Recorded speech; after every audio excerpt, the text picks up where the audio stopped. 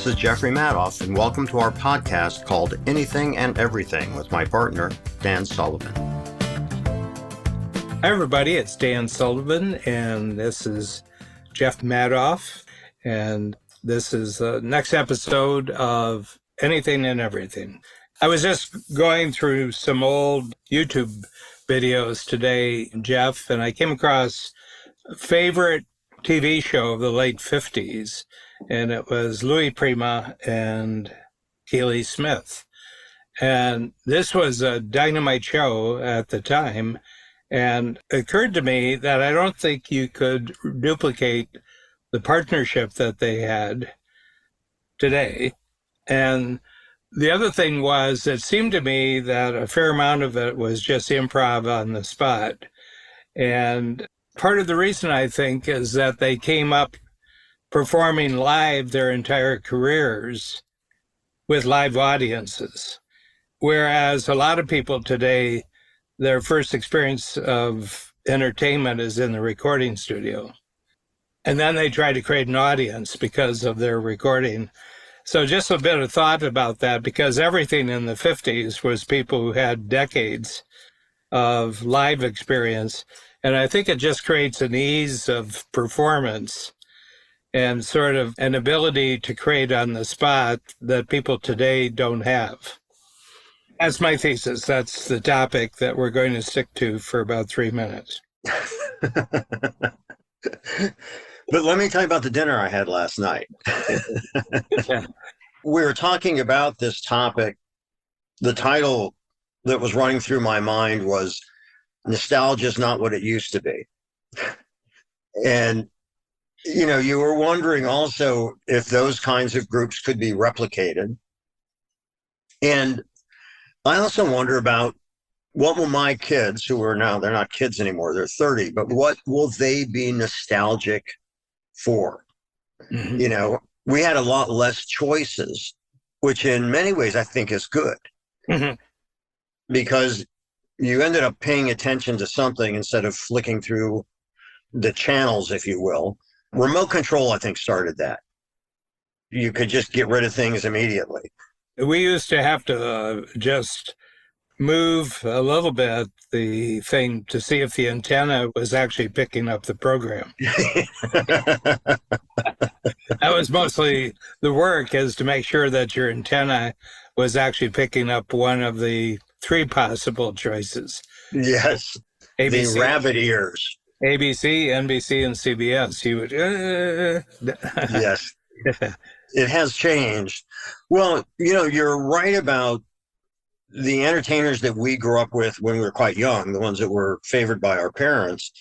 You know, they played vaudeville, and they had the different circuits that they traveled. And there is nothing like being in front of a live audience, both the good and the bad. When it's going well, it's amazing.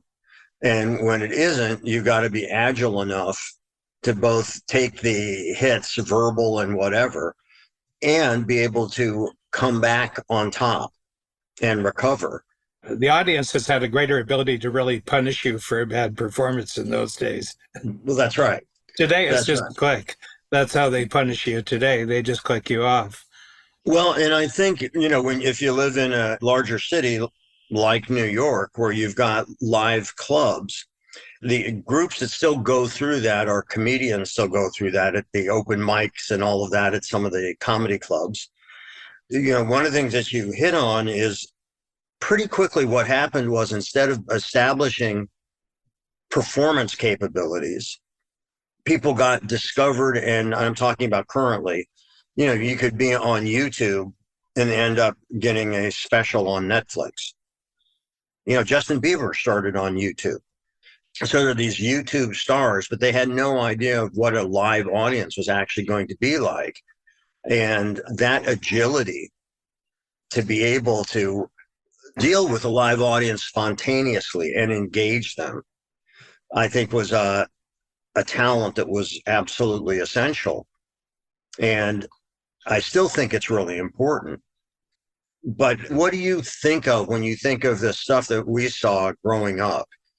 and the things that stuck with us that were nostalgic. And by the way, we're talking about things like the Beatles, you know, because that's when we were teenagers or in our 20s or whatever, and just how amazing.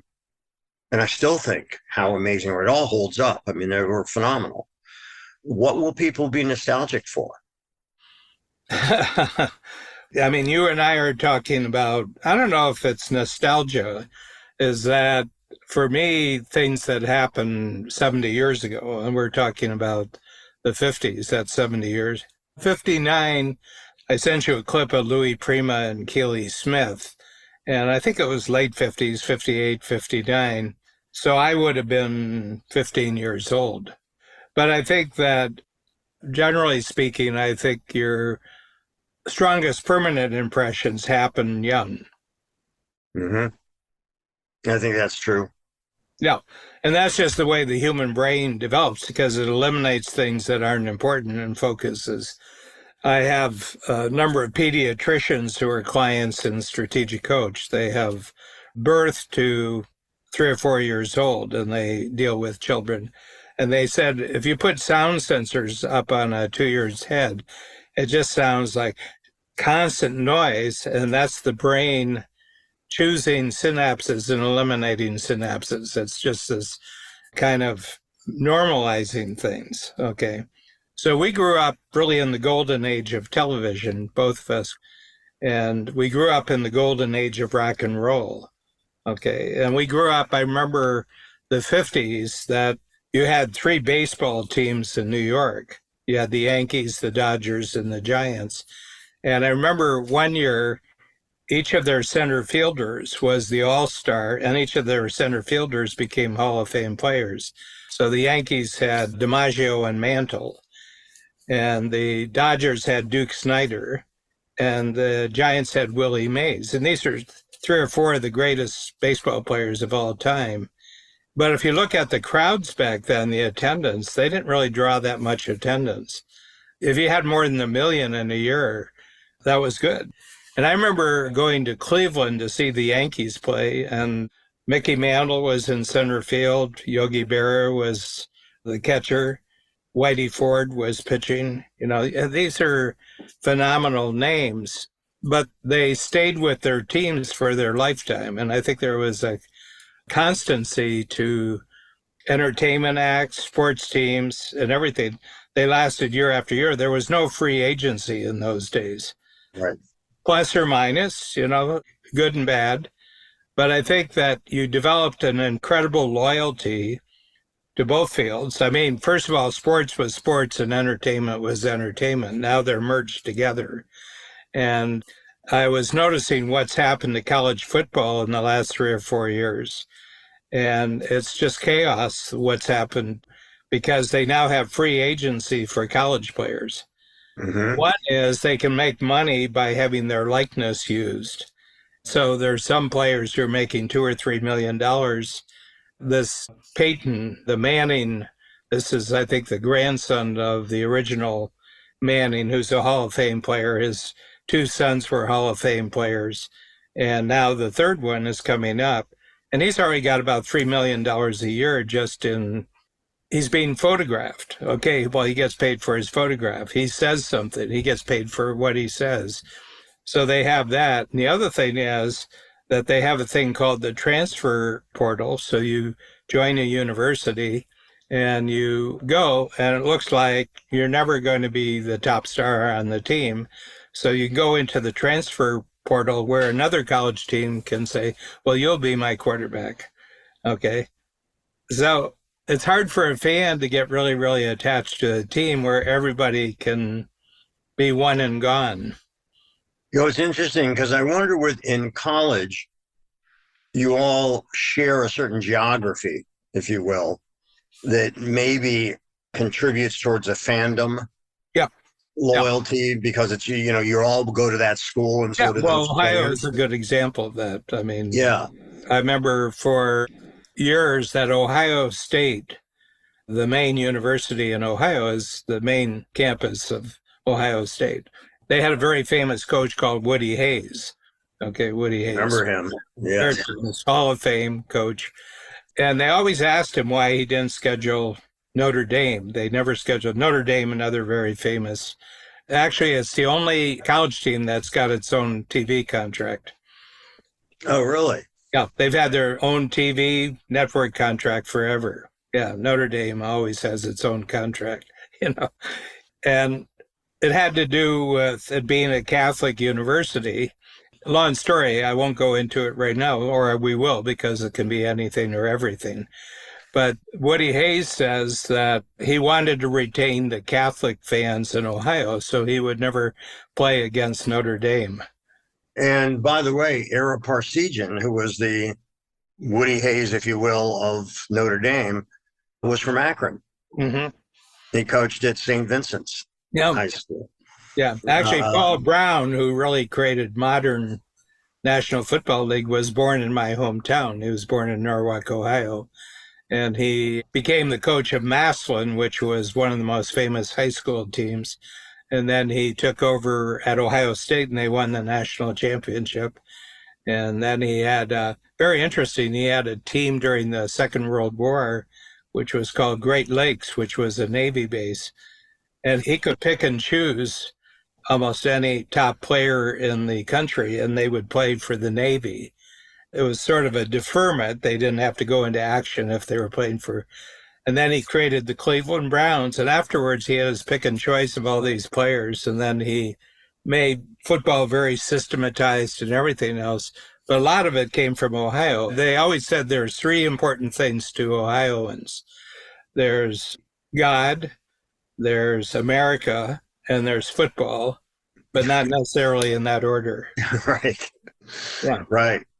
Yeah. You know, when you talk about you're reflecting on the Yankees, seeing them play, my wife and I just watched a wonderful documentary on Yogi Berra. Oh. And it's really good. It's actually poignant. You talked about the greatest players. What inspired the documentary, his granddaughter did it. And what inspired her to do it was there was a ceremony. I don't remember which stadium, Yankee Stadium maybe, but anyhow, it was like the four greatest players. And it was Willie Mays, Hank Aaron, Sandy Koufax, and Johnny Bench. Well, in fact, Yogi was on more all-star teams. Won more World Series. Yes, that's right. And she's thinking, why wasn't he there? Yeah. Why wasn't he chosen? So she did this deep dive into how horribly he was treated by the press because of the way he looked. And he was a phenomenal ball player. Well, I mean, nobody's been close, you know, in terms of the things that he has done. And it's really good. And I can't say, I mean, when I was a kid, I was an Indians fan. My dad and I go to opening day every year, but I didn't stay a sports fan once I was, even in college. I went to the University of Wisconsin, as you know, in Madison. And among the fanatical football fans, the Green Bay Packer fans are fanatical. And they were playing against the Cleveland Browns. So I went up to the student lounge in the dorm to watch the game. When I was exuberant when the Browns scored, there were these guys that actually wanted to beat me up. Oh, sure. Because I was a Browns fan. Now, who knew later on you could just put that into politics instead of sports? Yeah, yeah. But it's an interesting thing is that you become at an early age attached to the greatness of your time, and I'm sure there's people who, right now, the greatest nostalgia that they're going to have in 20 years, 30 years is going to be Taylor Swift. Yes. You're right. I think that's true. I mean, she is... Well, first of all, she's the first kind of national entertainer in a long time. Well, I think there have been others, but not to the extent with the size of the tour she did. I mean, I think Michael Jackson was one. But that's a long time ago. You're dating yourself here. Michael Jackson. Yeah, that kid who would be 63 or 65 now or something. Yes. Yeah, it's interesting. I met Taylor. I've interviewed her twice. And, you know, this was back in 2015. and 16, I think, those 2 years. And she did the Victoria's Secret show. And I enjoyed meeting her. She was clearly bright, good sense of humor, engaging. I mean, could I have ever predicted how the phenomenon that she would become? The answer is absolutely not. But it is really interesting because we can look back and think of, a number of entertainers that captured national attention, and it didn't have the competition that she has to hold attention, which she has been phenomenal at doing, which is really interesting. And I wonder, like my dad loved listening to Barbra Streisand, Judy Garland, Frank Sinatra. And because he saw the first talking movie, which was the jazz singer, Al Jolson, and he liked, Jolson's music. Now, the only ones of those that sounded really dated to me was Al Jolson. I couldn't relate to that. Forget about all the racial stuff. I just couldn't relate to his singing. It seems so of the period, where Judy Garland still sounds great. Barbra Streisand still sounds great. Listening to that music, Sinatra still sounds great. Will people think that Taylor Swift sounds great 30 years from now? Mm-hmm. Is her music memorable, or is it the phenomenon of her fame? Well, I think that's totally unpredictable. Oh, I agree. I mean, it could be a Britney Spears thing, just with a lot more media, But when Britney Spears came along, people said she's going to be remembered as one of the greats, and it didn't last long. It fizzed out pretty quickly. She's in her 30s now, and, it's not been a easy or happy last decade or so for her. But then you parallel that to Judy Garland. Oh, yeah. Yeah, we were on a road trip yesterday. There was Judy Garland singing 3 or 4 songs. And I said, amazing talent for such an unhappy life. Mm-hmm. But I think, that's an interesting phrase. But her talent was the therapy to a very unhappy life. Exactly. Yes. Her relationship to the audience was her therapy. That's right. You worked with her daughter, too. And I saw her daughter at Radio City Music Hall. And what a great talent. But what a shadow to grow up in. Now, when did you see her there? Was it by any chance the Stepping Out, which was her big comeback? Could have been. Where they showed a lot of visuals of her mother and her father, too. And she sang a song to that? Yeah. I did that film. I can remember sitting there in the audience and saying, I wonder if Jeff Madoff is doing the... And that was like... This predates our knowing each other. Yeah. You're like Zelig, I wonder where Jeff is. I know Jeff's here somewhere. It was interesting because Liza asked me if I would take her to the Met Gala, which I did. We did a couple of major projects together, the Radio City and one at Lincoln Center, which was a tribute to the designer Halston, who she was very close to, and he was my first client. But when we were... Is a fashion designer, right? Yes. Yeah. And when Liza and I were walking up the steps, and the paparazzi were there, and the Met Gala then wasn't the phenomenon it has become, but it was still a big deal. And there were photographers yelling and crowd members yelling at her, "You're nothing compared to your mother." Yeah, that's great. And horrible, hurtful things. Oh, God, I just, felt for her. And she is, in her own right, an extraordinary talent. From cabaret to her live performances, she's phenomenal. And going back to Taylor Swift, it was a big question when Swift embarked on this big tour is, can anybody unite audiences anymore like they used to back then? And the answer is yes. Yeah. Yeah. Yeah. Isn't that interesting? What is it take? But don't ask how she did it. Yeah. I don't think it's analyzable how it. I think this goes according to my thing. There's a magic moment when talent and opportunity and audience triangulate. They come together, and the magic happens. And it doesn't last forever, but it lasts for that ever. I mean, if she's still going bigger 30 or 40 years ago, then it's a true phenomenon. Yeah. And I mean, there are those that, in fact, had very long careers. Sinatra, you mentioned. Right. But Sinatra was up and down. He was up. And a lot of people don't realize that he was scrambling for an opportunity in the 50s. Well, yeah. And I think one of the things that helped him come back was From Here to Eternity, when he did that part. Yep. And a little known fact about him, because he very much wanted to act, is that one of my favorite films is On the Waterfront. It was hard getting financed. Brando was only known for Broadway and, Streetcar. Elia Kazan wanted Brando. Studios wanted Sinatra because, he was a star, and they thought, none of the other people in the movie were big stars. And thank goodness Brando got that part.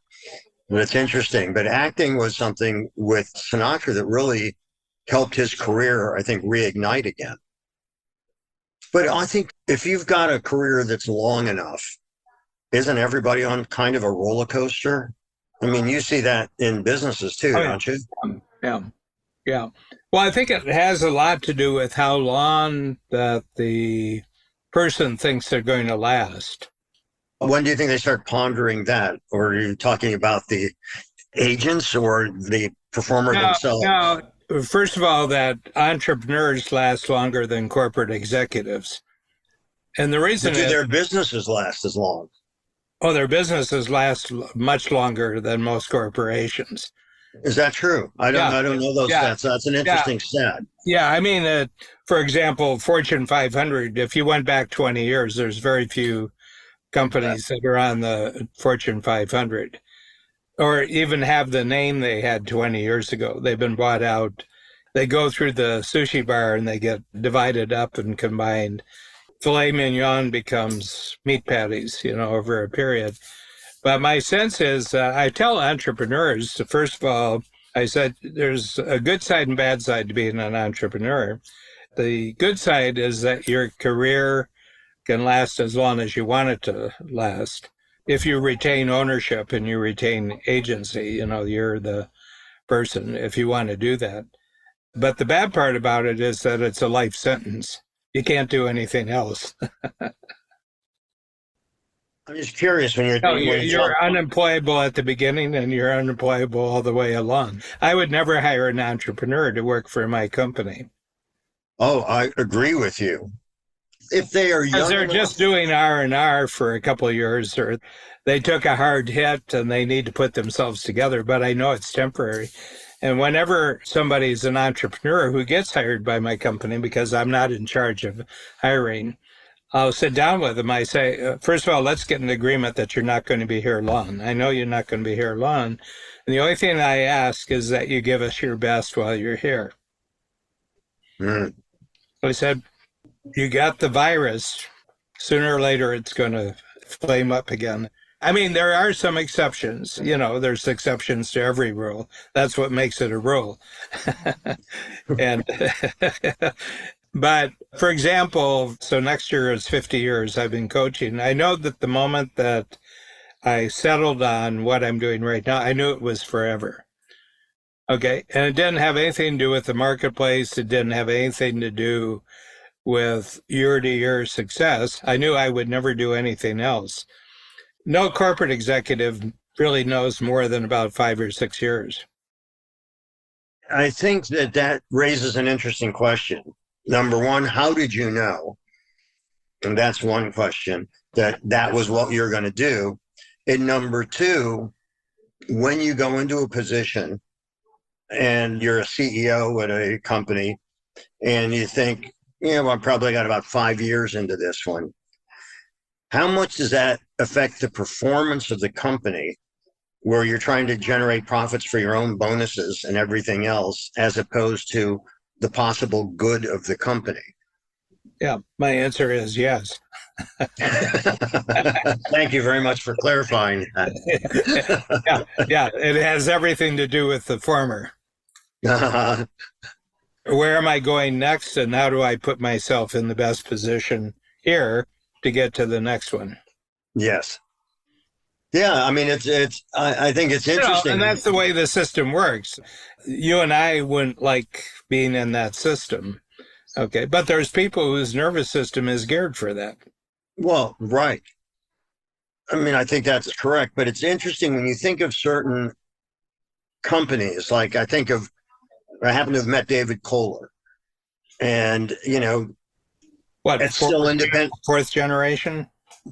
I think fourth or fifth. Yeah. That's one of those companies that there's a town in Wisconsin named after them. I think his great grandfather was a governor or whatever. But the point is, it's still an independent company. Mm-hmm. They're concerned about quality, image, all those things. It was David's father who went from basically plumbing supplies to creating a brand for Kohler and making it, having a higher tone look, making it more unique, and bringing branding to something that used to be just, sinks and toilets and faucets and stuff. The point being that because it stayed independently owned. And in Wisconsin, too. Yes. And never becoming a public company, I think there was still the pride of the family mission, which I think a lot of companies lose. Mm-hmm. Yeah, I think the moment you go public, you lose all control over that. Yeah. Yeah. And I think that's kind of fascinating, too. I mean, Koch brothers, that's an independent company. And I'm just talking now about what does that continued entrepreneurial ownership, where you don't go public, where you are involved in building something, and in these cases, global brands, mm-hmm. doing billions of dollars, yet it's still that entrepreneurial spirit mm-hmm. in the company. How do you maintain that? Well, I think it's a two-way thing. It's both internal and external. It's internal in that you pay real attention to who the company is, who the employees are, who the managers are. And you're looking for people who are not here just for a year or 2 years. You're looking for people. And that's a special problem today because there's a lot of mobility. I don't know if there's a lot of mobility, but there's a loss of loyalty. So they may be there for 5 years or 10 years, but they're not necessarily loyal. Okay. So they minimize how much they have to commit to keep their job, but their focus really isn't on the company and the ways the company actually existed. And the other one, the second part of that is externally. You really, really pay attention to your customers and what your customers are looking for. Do they like the quality? Do they like the service? Do they like the dependability? And there's other groups in there. There's contractors and suppliers, and everything is quality. You're looking for quality and longevity. So I think, first of all, when you mention quality and all these companies, all the companies that I can think of, that was top of their list. Yeah.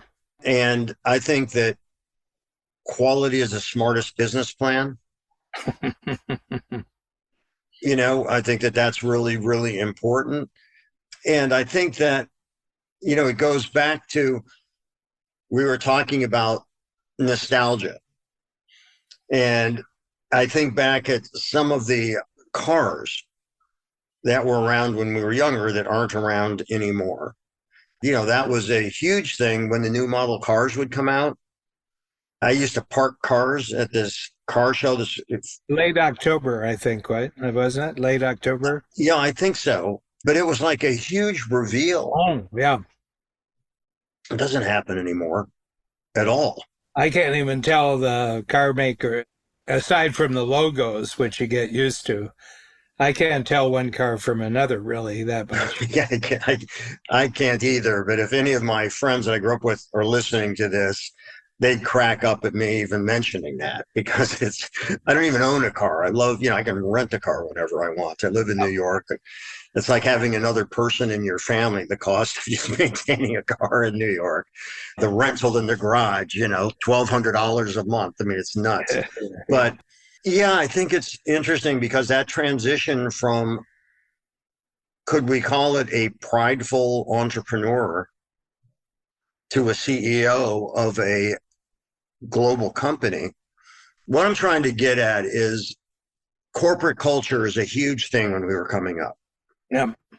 I don't know yet. It's too early to tell how permanent the changes are going to be that happened as a result of COVID, remote work, what's going to happen. But when you talked about loyalty, how do you build loyalty when the people in the company don't even know each other? And the closest they come to being together is a Zoom call. And how is that going to affect business going forward, employee retention, loyalty, and all of those things? Well, I think it's going to change drastically. And I think that we're just ending, actually, I think it ended in 2020, a period where it was possible to project forward and say, the only thing I know forward is that things are going to grow globally. Things are going to grow. The market's going to be bigger. And I think that 2020, it wasn't because of COVID, but COVID was a bit of a final straw that broke the camel's back in terms of globalization. And these aren't my thoughts. These are really Peter Zion, who I've mentioned before. And Peter Zion said that there's two things that really determine whether the future is going to be bigger or the future is going to be less, and it's demographics of your country, how your population is spread out. And the other thing is your geography, where you are in the world. A good example is the last month as the attacks on shipping trade off the east coast of Africa from Houthis. I don't know what they are. They're pirates or they're... Yeah, but they're not to be invited for New Year's Eve, not that people do that. And immediately half the trade in the world that used to go through the canal is going around Africa now to avoid what's happening. Half the global trade, and every freighter, a big freighter with the standard containers, a really big one has 2,000 containers on it. And in those containers might be products that relate to 100,000 different supply chains. And now, instead of arriving predictably in 3 days in India or Southeast Asia, now it might be a week or 10 days. The insurance costs go through the roof, just to get insurance. Russia, for example, hasn't been able to get any insurance in or out for since the invasion of the Ukraine. Well, in 2019, and again, these are not my numbers, these are Peter Zion, he said 2019 was the greatest year in history because the cost of transportation worldwide was 1% of final product. That's how good it had gotten. 4 years later, it may be 3 or 4%, it might be up to 7 or 8%, and there goes everybody's profits. I mean, if you've taken 2 or 3% more of final cost, you've taken away profit. My sense is that immediately, how America is responding, the U.S., and this is not any particular president. This started with Clinton in 92. So Clinton, Bush, Obama, Trump, and now Biden, they're saying, let's bring everything back home again. Let's bring all the manufacturing back home. We no longer depend upon global trade routes for anything that's crucial to the country. I think that's going to change corporate life a lot. Do you think that can even happen when one of the main things about businesses, just about any business, is cheap labor and finding a labor force like, fashion's notorious for it, finding a labor force that is, it used to be when I was in the fashion industry in the 70s, 95% of the goods sold in America, this is fashion goods, were manufactured here. That's now flipped. It's 5% Yeah. is made here. 95% that's sold is made somewhere else. Yeah. And, you look at the chips being made, you look at the iPhones and other computer things being made at, what's it, Foxconn in Japan, or in China, I mean. Cheap labor has always been a big part of the economy. Yeah. Well, what's happened, China, and they've priced themselves out of the market because a lot of people think China today is China of the last 20, 30 years. But they had a period of about 20 years where they had it perfectly. They had a nice balance of younger population, mid-range population, and older population. But they stopped having babies 40 years ago. Right, right. And now they have more people over 60 than they do under 20. 20 to 50 is your labor market, 20 to 50 is your consumption market, 20 to 50 is your investment market. And they're running out of laborers, they're running out of consumers, and they're running out of labor all at the same time. So they've forbidden I was noticing I think it was on Wednesday, China has forbidden any release of their demographic statistics to the rest of the world. Really? Yeah. And the reason is for at least 10 years now, their population's been dropping. The other thing is they miscounted by 100 million how many people they had, and these would be all people under 40, and 3/4 of them would have been women. They're just not having babies anymore. Well, I mean, there was actually legislation about that. I mean, that was policy, and especially females. So, it's really interesting that these policies that were set into motion 30 years ago or whenever, I don't exactly know when they were put into motion, but that there was no projecting forward, realizing the population shrinkage that would happen as a result and its impact on the country. I mean, it's crazy when you think about that. But let's just take that as a one single fact that China plays no factor in the future of corporations, which I think pretty much in 10 years that'll be true. China won't play any part in corporate thinking anywhere in the world. Yeah, that's hard to imagine because of the size of the market still. Both Chinese production and Chinese consumption. Well, not Chinese consumption, because they were never a consumer market to begin with. They were an export market. Yeah. I mean, the average per capita income in China is about 8,000 US a year. Okay.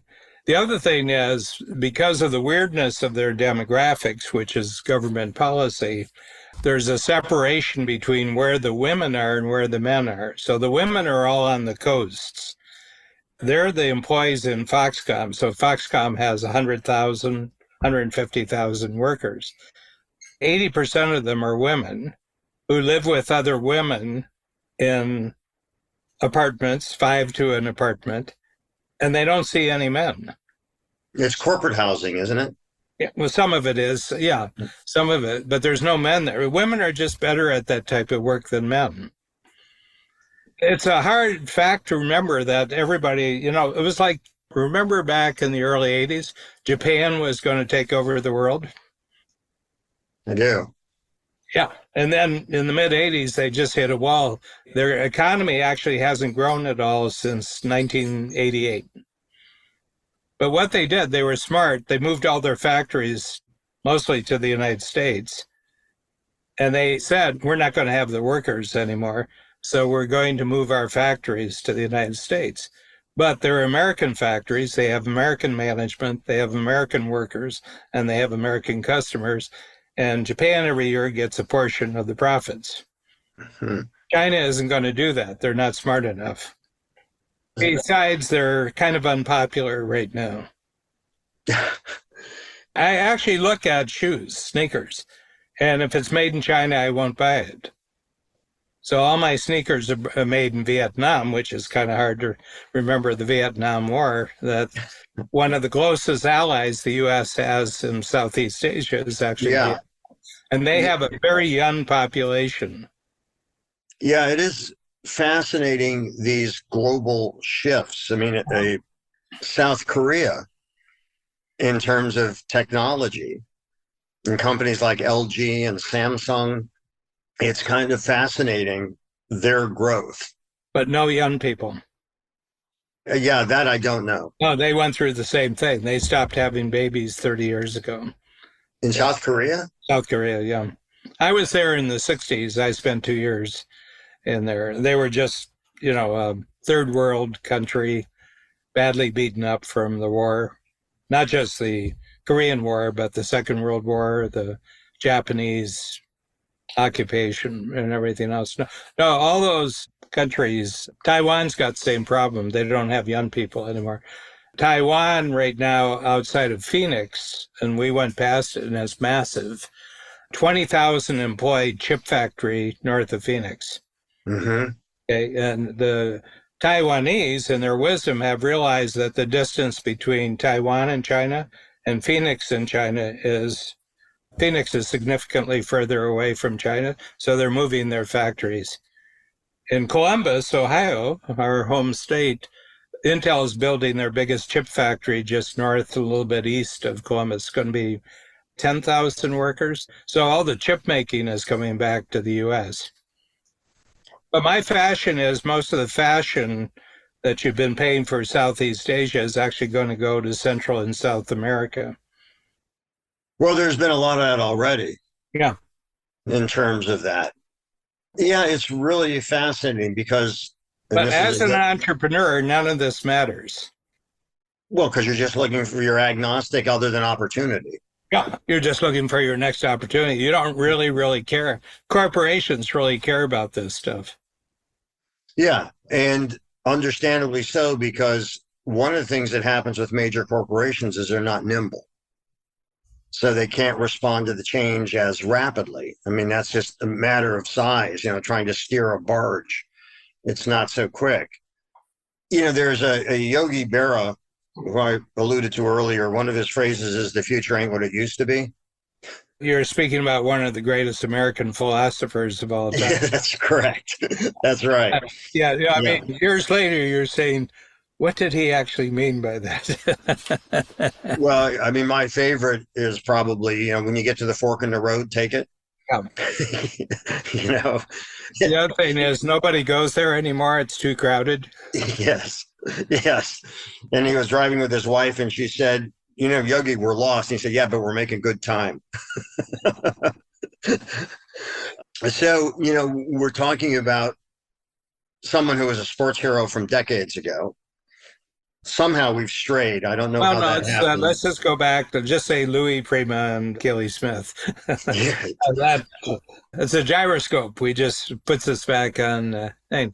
No, I'm just saying that I think, and what's emerging for me from this conversation is that I think greatness comes out of being able to focus on something you're really uniquely good at over a long period of time with a constant audience, with a constant market. I think it takes time. I think it takes a lot of time. And the more that was a live audience, I think the better. You're talking about like the early development of talent. Yeah. Well, I think that it was interesting early on comedians who had honed their craft and all that over the years, when things shifted and talents were cherry picked off of YouTube even and discovered that way. But the talent themselves didn't have the history of performing in front of a live audience. In most cases, couldn't sustain an audience's interest. Yeah. So talk about flashes in the pan. I mean, there's always in popular music, the one-hit wonders, as they were called. But I think there's more of that because I think that although the barrier to entry is lower in the sense that you can post on TikTok and YouTube and potentially get a huge audience, the vast majority can't attract any audience of significance online. Mm-hmm. So although, the democratization of entertainment and so on, it's really hard to break through and get enough attention to try to build something on that. Yeah. One of the things, and this relates to the topic, is one of the things I noticed, my early years, the 50s, 60s. And I think it has to do with this experience with audiences, the live experience with live audiences, is that it seemed to me that we've named a whole number of great entertainers. They didn't get between the audience and the song. Explain to me what you mean by that. Well, what I mean is so much about today, it's not about the song, it's about their personality. So the song doesn't really matter. It's their personality's relationship to the audience. And I don't think those people last because the audience's taste for personalities changes really quickly. I don't think the audience's taste in songs changes that much. So the interesting thing about the personalities is, and I think, again, Taylor Swift is in a class of her own because so many people know that the songs. Let's just take Taylor and put her over here. Let's talk about all the people who aren't her. Well, but what's interesting about it is that she has used her love life, the boyfriend she has had, and all her fans know this. And she's kind of the large living version of what they would like their lives to be in terms of that expression, in terms of all that. Because I think looking at her and trying to understand what is that phenomenon that is her and why does that resonate with such a huge global audience. And I think that what she has done, which is the toughest thing to do, is establish a true connection with her following. Yeah. And the results of that have been not only this record-breaking, unprecedentedly record-breaking tour, even the concert film was the highest-grossing concert film that's ever happened. I mean, it's like right now, she can do no wrong. But she does have those roots. I mean, when I met her, it was early in her career, relatively speaking. She was on her way up, but nobody could have predicted this. I think people are so hungry for connection. And I think that putting herself out there the way that she does, which encourages connection, or at least the perception that you're connected, is huge, because I think that we're dealing with such profound effects of isolation. That if you feel part of a movement or a fan base or whatever it is, when you feel connected to something that gives you a certain meaning. Yeah, I think it's interesting. I was in Buenos Aires at the Four Seasons Hotel, and she was staying there. The first week we were there, she had 3 concerts at a big stadium in Buenos Aires. And the Four Seasons had to set up barricades to keep the Swifties, had to keep them there. And they said, look, you can't come into the lobby and everything. They had barricades up. And all the people were there. They were making these bead bracelets. And we learned that at the stadium, some people had been living in tents since June. This is November, and they had been living in tents. It was a complete industry around the stadium, of food stands, and they had to have portable toilets and everything for it. So I was just sitting back from it, quite from the entertainment. So I said, what's going on in society that this is so important to them? I said, the answer is nothing else is going on in society that's important to them. She's sort of an organizing structure for these people's lives in terms of her lyrics, in terms of her music, in terms of her presentation. She's created a structure that they can kind of orient themselves to, which I think is what you're saying, because they feel totally isolated and irrelevant to everything else. And if you look at some of her recent history, when she had the dispute with her label, and then she just basically re-recorded her catalog, so she owned it all. Yeah. And so her as an individual, and I would say entrepreneur. Yeah, she is. Yes. She's a pure entrepreneur. Yes, that it's really quite fascinating. So she has before she hit this level of fame, what she did do is also, I think, become a representative for those individual rights, that you're not going to exploit me, that I'll do it myself, and Yep. all of those kinds of things. And didn't hurt that she was extremely successful in that David and Goliath story at that point, and Yep. she won. She prevailed. Yeah. In some ways, the equivalent to her is almost Steve Jobs. No, Steve Jobs stopped the world when he would present a new product. Mm-hmm. The stock market would stop, the tech world would stop, the investment, the whole thing. And that was in the 80s, that Steve Jobs became that person. And when he died, it was like Mother Teresa died. The Apple stores had flowers out front. They had vigil lights out front. As a Catholic, I could relate to this, And the interesting thing is that, again, it was a lot of young people who really got fascinated with what this person did. And, there's a lot of mythology around, came out of a garage, and everything. I mean, the backstory is always a bit more complicated than it's presented. But I read that when Taylor Swift was 11 years old, she made her first trip to Nashville, and she stopped at every recording studio and dropped off a disc. It was discs in those days. So already at 11, she was the entrepreneur. She was on the streets. She was knocking on doors. She was delivering her product. So this is at 11 years old. And she's not trying to imitate someone else. She's just trying to take her talent and get it out into the world. There's this very interesting phrase, and it's by a French philosopher who died around 2015, who moved from France to Silicon Valley. René Girard, I think his name is. And he came up with a really interesting concept. And the concept is called mimetic desire. And he said that the way the world works is that people imitate other people's desires. Imitate them, or? Yeah, well, a lot of people really desire Taylor Swift. So a lot of other people say, I think I'll imitate that because it makes me part of the community, part of the group. You're talking about a magnetism in a sense. Yeah.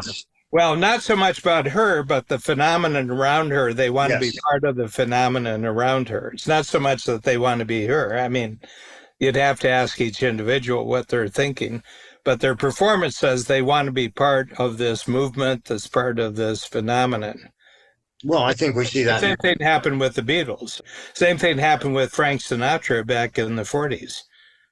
We even see this now in politics. Yeah. That whatever you think of him, Trump has got a dedicated following. He just sucks the oxygen. I mean, I was watching the Colorado. They said he can't be on the ballot for the primary. Yes. And so I was watching a news program, and he says, is the Secretary of State of Maine on Trump's payroll? His approval rate is just going to go up by 3 or 4 points because he's got a shtick that I'm being persecuted. And every time they do that, they increase the proof of him being persecuted. That's right. And he just sucks the oxygen out of I'm just talking about his own side here. I'm not even, I don't even know if he's on the side that the side that people think he's on. But my sense is, poor Nikki Haley, DeSantis and everything, they haven't got a chance. There's just no oxygen. He just sucks the oxygen. I mean, yeah, let's talk about tax policy. No. Let's talk about persecution. Yes. So the thing that's interesting to me is where it gets down to fundamentals, really basic questions, is to those that, whether you're talking about Taylor Swift being a hero, or to some people, Trump is a hero. Yeah. Why do we need heroes?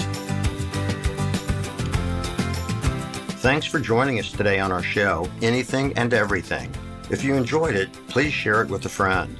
For more about me and my work, visit acreativecareer.com and MadoffProductions.com. To learn more about Dan and Strategic Coach, visit strategiccoach.com.